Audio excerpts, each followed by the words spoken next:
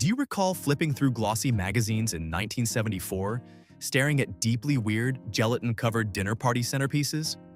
A decade dominated by fondue pots and questionable casseroles left us with some truly baffling meals. Today, we explore 12 Canadian recipes from the 70s that simply vanished. Salmon Mousse Centerpiece. Have you ever proudly served your dinner guests a wobbly pink fish shaped exactly like an actual fish? During the 1970s, no upscale Canadian cocktail party was considered complete without a towering salmon mousse centerpiece. Home entertainers were entirely obsessed with utilizing elaborate copper molds to shape pureed seafood into rigid, highly decorated aquatic sculptures. The process involved blending massive quantities of canned pink salmon with heavy cream, mayonnaise, and a sharp squeeze of fresh lemon juice. To ensure this fishy puree held its majestic form at room temperature, cooks dissolved unflavored gelatin packets into the mixture before chilling it overnight. When the magnificent creation was finally unmolded onto a silver platter, it possessed a smooth, slightly rubbery texture that sliced perfectly into neat wedges. Hostesses would painstakingly decorate the exterior, using sliced black olives for eyes and thinly sliced cucumbers to mimic shimmering scales. Serving this cold, savory pudding alongside buttery round crackers was the ultimate display of domestic sophistication. I actually spent hours looking through my grandmother's vintage recipe binders, and the sheer volume of molded fish variations I found completely shocked me. Today, the mere thought of consuming a cold, gelatinous slice of pureed canned seafood terrifies most modern palates. We vastly prefer our salmon freshly grilled or delicately smoked, abandoning these rigid, fish-shaped jelly molds to the culinary graveyard forever. Still, they represent a wonderfully fascinating era of ambitious, highly visual, and wonderfully weird home entertaining. Fondue bourguignon. The unmistakable smell of scorching hot vegetable oil lingering in the dining room meant only one thing: Saturday night fondue. While melted cheese pots have maintained some popularity, the dangerous thrill of fondue bourguignonne was a massive 1970s obsession across Canada. Families and friends gathered closely around a dangerously unstable, alcohol-fueled burner positioned precariously in the center of the table. A heavy cast-iron pot rested on top, filled entirely with violently bubbling, scalding oil. Guests were handed incredibly long, thin, color-coded metal forks to pierce small, raw cubes of tenderloin beef. You then plunged your raw meat directly into the smoking fat, cooking it yourself right at the table. This communal dining experience was heavily marketed as an exotic, sophisticated European tradition. The real excitement, however, lay in the chaotic array of tiny dipping sauces surrounding the hot pot. Hosts spent hours whipping up garlic aioli, spicy mustard blends, and tangy horseradish creams to accompany the freshly fried beef. Sadly, the immense hassle of disposing of liters of used cooking grease eventually caused this trend to fade. Furthermore, the very real hazard of accidentally knocking over a pot of boiling oil onto a shag carpet made hosts understandably nervous. Modern dinner parties strongly favor professionally prepared meals rather than forcing guests to fry their own raw ingredients. Those dusty, forgotten fondue sets now sit quietly in basement storage boxes, reminding us of a wonderfully interactive, slightly hazardous dining fad. Crown roast of frankfurters. Transforming cheap hot dogs into fake royalty requires a remarkable level of creative desperation. The crown roast of frankfurters was a genuinely bizarre, incredibly popular budget meal that dominated weeknight dinners during the inflation-heavy 70s. Home cooks were constantly searching for clever ways to make inexpensive ingredients look spectacular on a tight budget. The construction of this dish was surprisingly architectural. You essentially took an entire package of standard Wiener sausages and tightly threaded them together using a long piece of heavy butcher twine. Once tied end to end, they were stood upright and curved into a large, majestic circle, mimicking the visual shape of an expensive rack of lamb. This pork circle was placed into a roasting pan, and the hollow center was forcefully packed with a dense, savory breadcrumb stuffing, or sometimes an enormous mound of instant mashed potatoes. As the meat baked, the tips of the sausages curled slightly outward, completing the royal illusion. It was a completely absurd presentation for such a basic, heavily processed ingredient. However, slicing into this salty, stuffed pork crown brought immense joy to children sitting around the laminate kitchen table. As grocery budgets shifted and dietary habits improved, the desire to heavily decorate cheap hot dogs completely vanished. We no longer feel the pressing need to dress up our fast food.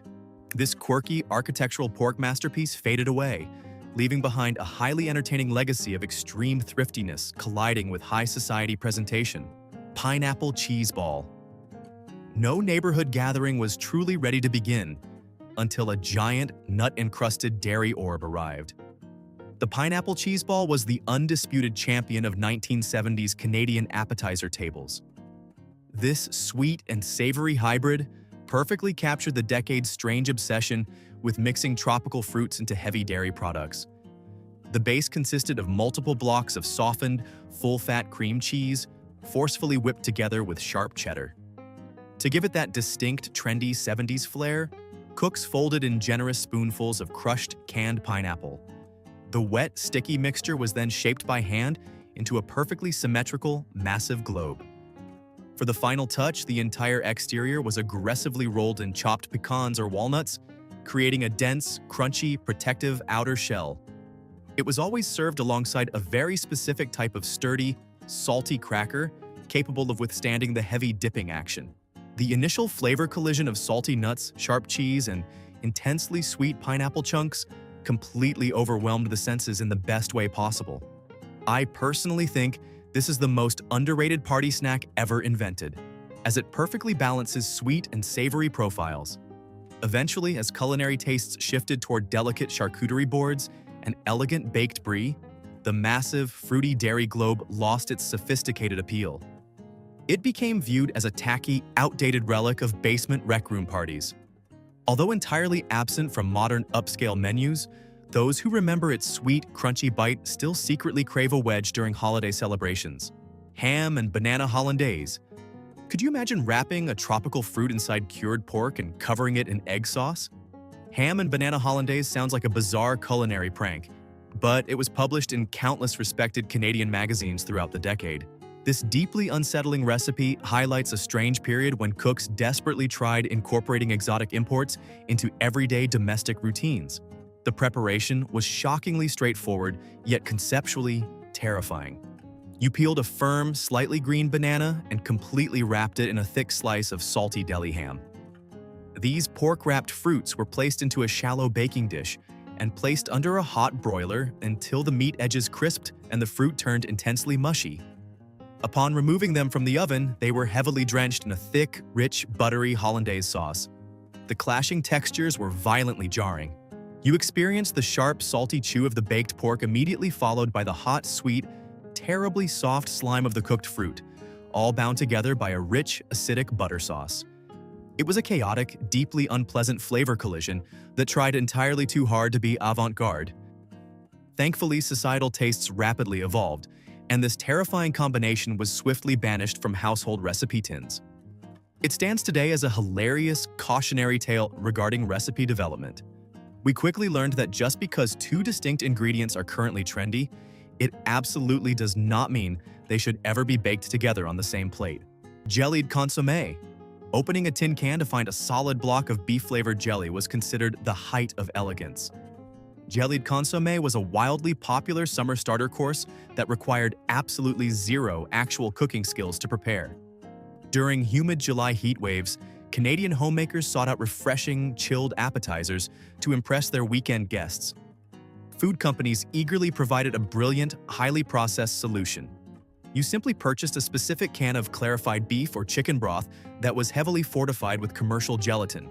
After sitting in the refrigerator overnight, the liquid transformed into a firm, savory, amber-colored gel.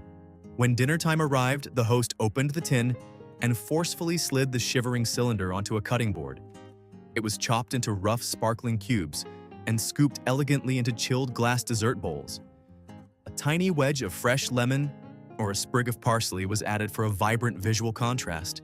Eating cold, salty meat jelly feels incredibly foreign to our modern sensibilities, akin to consuming cold gravy directly from the fridge.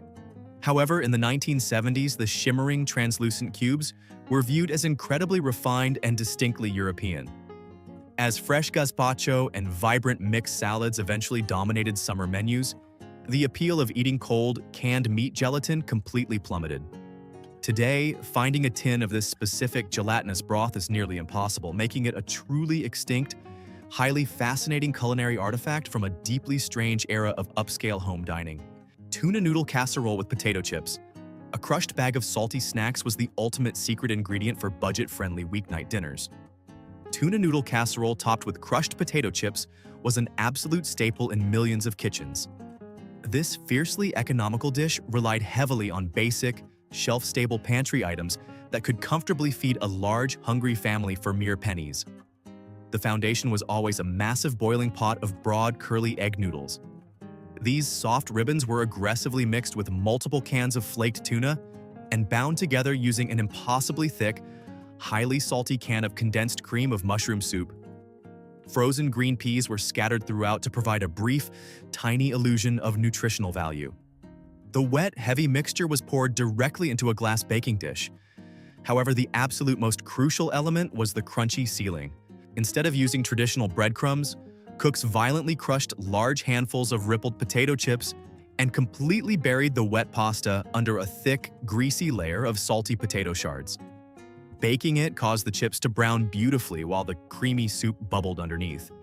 It was intensely salty, horribly mushy, and wonderfully comforting.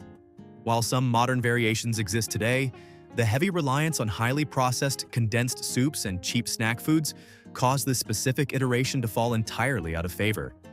Today's cooks prefer making lighter sauces entirely from scratch, rendering this heavy, chip-crusted beige mountain a distant, highly nostalgic memory of frugal, 1970s household management. Shrimp sandwich loaf. Imagine a giant savory cake completely frosted in bright pink mayonnaise.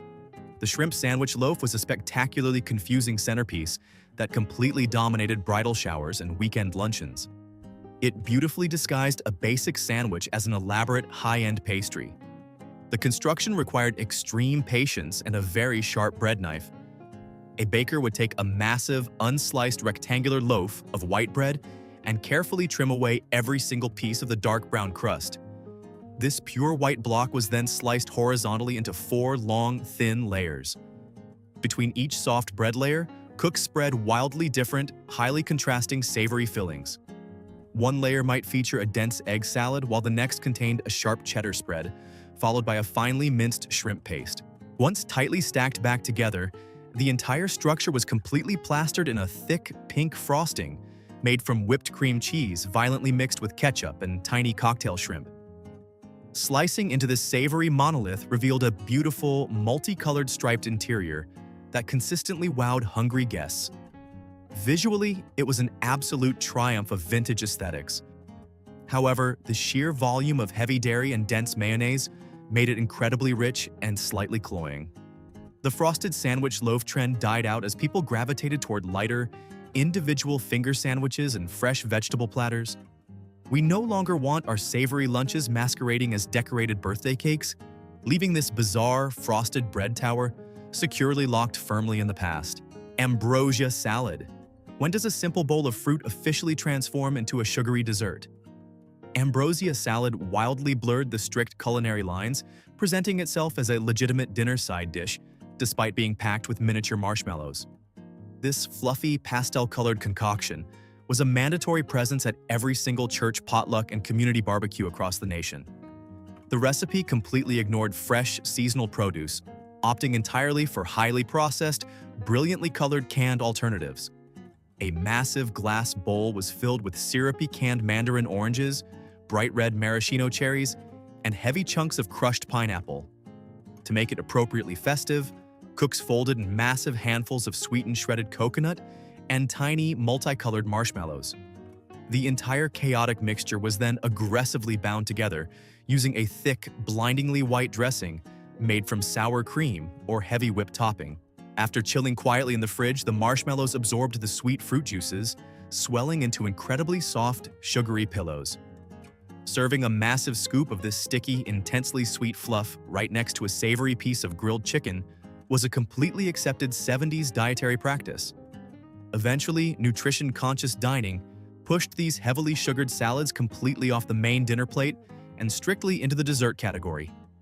Even then, the extreme reliance on canned fruits and heavy artificial flavorings lost its widespread appeal. While it holds a deeply nostalgic place in our hearts, this hyper-sweet, fluffy marshmallow mountain simply vanished from modern neighborhood gatherings, instantly replaced by actual fresh green salads. Stuffed celery logs. Preparing party snacks used to require nothing more than a butter knife and a jar of bright orange spread.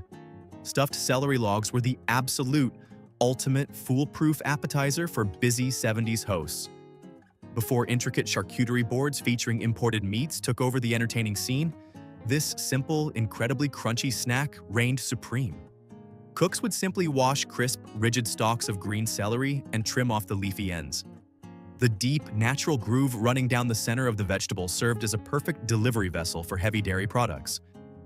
Armed with a dull knife, the host would violently smear a thick, heavy layer of highly processed cheese spread, usually an unnaturally bright orange cheese whiz, directly into the vegetable trench. Alternative fillings included seasoned cream cheese mixed heavily with dried onion soup powder. To make them look slightly elegant, a light dusting of red paprika was sprinkled across the top. They were chopped into perfectly uniform 2-inch sections and arranged neatly on a circular tray. The aggressive, sharp saltiness of the artificial cheese perfectly contrasted the watery, loud crunch of the raw celery. I actually remember eating these off a plastic tray at my aunt's house, mesmerized by the glowing orange filling. While they were exceptionally easy to produce, evolving culinary standards slowly banished them. Modern partygoers expect sophisticated dips and artisanal crackers, making these brightly colored, cheese-filled vegetable sticks look hopelessly outdated and completely extinct in today's culinary landscape. Porcupine meatballs. Adding raw rice directly into ground beef created a wildly entertaining, texturally bizarre dinner experience. Porcupine meatballs earned their fantastic, spiky name from the distinct visual illusion they produced while cooking.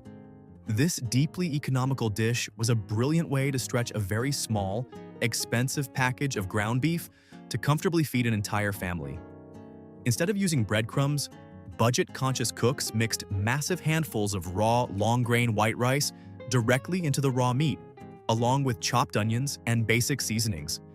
These dense spheres were then gently submerged into a large pot filled with a thin, sweet, watery tomato sauce. As the massive pot slowly simmered on the stove, the raw grains absorbed the hot liquid and forcefully expanded. The white rice literally poked out through the exterior of the dark meat, making the spherical patties look exactly like tiny, bristling porcupines floating in a red bath.